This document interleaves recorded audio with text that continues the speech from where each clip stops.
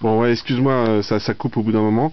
Donc voilà, le comment? Merde, la boîte à gants chromée. Cette partie-là n'est pas chromée. Donc comme tu vois, il n'y a pas de traces de corrosion.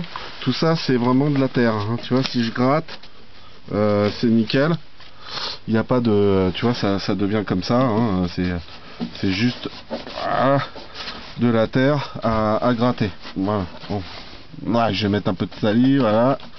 Donc voilà, tu vois, il n'y a pas de traces de corrosion. Il n'y a pas de déformation de tablier non plus.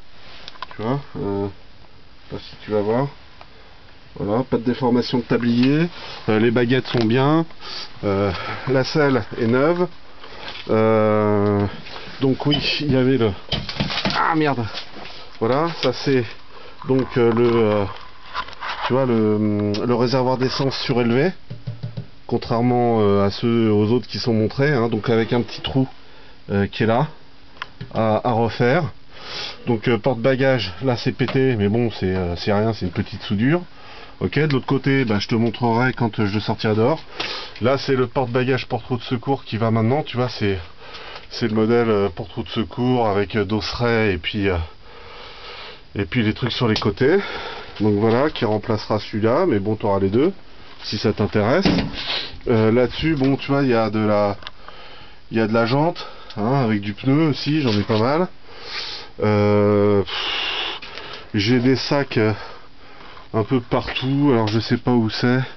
Excuse-moi, là-bas où on voit les stadiums.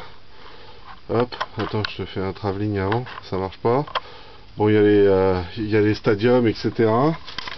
Et puis, bah voilà la bête, hein, en gros. Je te sortirai ça la prochaine fois dehors pour que tu te fasses une idée.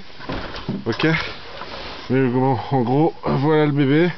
Avec aussi une crête de garde-boue un peu spéciale.